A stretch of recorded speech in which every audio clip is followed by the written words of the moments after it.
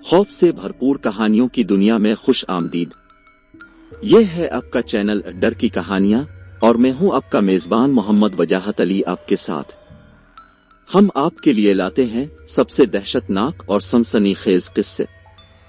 अगर आप भी ऐसी ही खौफनाक कहानियां सुनना चाहते हैं, वीडियो को लाइक करें और बेल आइकन को दबाएं ताकि हर नई कहानी का नोटिफिकेशन आपको सबसे पहले मिले। ये कहानी पाकिस्तान के एक दूर दराज गांव की है जो अपने कुदरती हसन और सरसब्ज और शादाब मनाजिर के लिए मशहूर था। गांव के बाहर एक बड़ा और पुरस्रार दरख्त मौजूद था जो गांव वालों के लिए खौफ की अलामत बन चुका था। मकामी लोग बताते थे कि इस दरख्त के नीचे कोई रात को रुक नहीं सकता, क्योंकि जो भी वहां रात गुजारने की कोशिश करता वो जिंदा वापस नहीं आता था।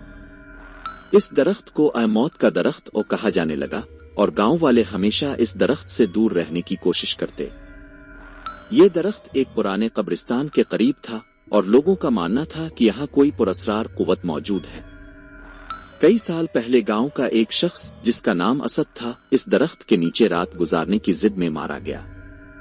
असद एक नौजवान और जुर्रतमंद लड़का था जो ऐसी कहानियों पर यकीन नहीं रखता था। वो कहता था, ये सब कहानियां हैं, हकीकत नहीं। मैं इस दरख्त के नीचे सोऊंगा और साबित करूंगा कि ये सब बेबुनियाद बातें हैं। एक रात जब चांदनी रात थी और आसमान पर तारे झिलमिला रहे थे, असद ने फैसला किया कि वो इस दरख्त के नीचे रात गुजारेगा। गांव के बुजुर्गों ने इसे मना किया, लेकिन वो किसी की बात सुनने को तैयार नहीं था।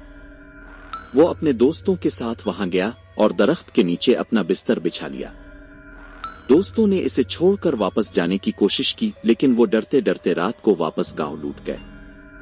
रात का पहला पहर ठीक गुजरा और असद को कुछ भी अजीब महसूस नहीं हुआ, लेकिन जैसे ही रात की तारीकी गहरी हुई, माहौल में अजीब सी तब्दीली आने लगी। दरख्त के अर्द गिर्द हुआ अचानक रुक गई और एक गैर मामूली सर्दी ने असद को घेर लिया। इसने अपनी आंखें खोली और देखा कि दरख्त के साए में अजीब व गरीब साए हरकत कर रहे हैं। वो साए इंसानी शक्ल के थे, लेकिन उनका चेहरा दिखाई नहीं दे रहा था। असद का दिल जोर से धड़कने लगा और वो उठने की कोशिश करने लगा, लेकिन इसके जिस्म ने जैसे हरकत करना छोड़ दिया। असद खौफ के मारे चीखना चाहता था, लेकिन इसकी आवाज जैसे गिले में फंस गई थी। इस दौरान इसने महसूस किया कि दरख्त की शाखें हरकत कर रही हैं, जैसे कोई उनके बीच में छुपा हुआ हो। अचानक एक आवाज सुनाई दी, जैसे किसी औरत की रोने की आवाज हो। असद का दिल दहल गया और वो खौफ से लरजने लगा।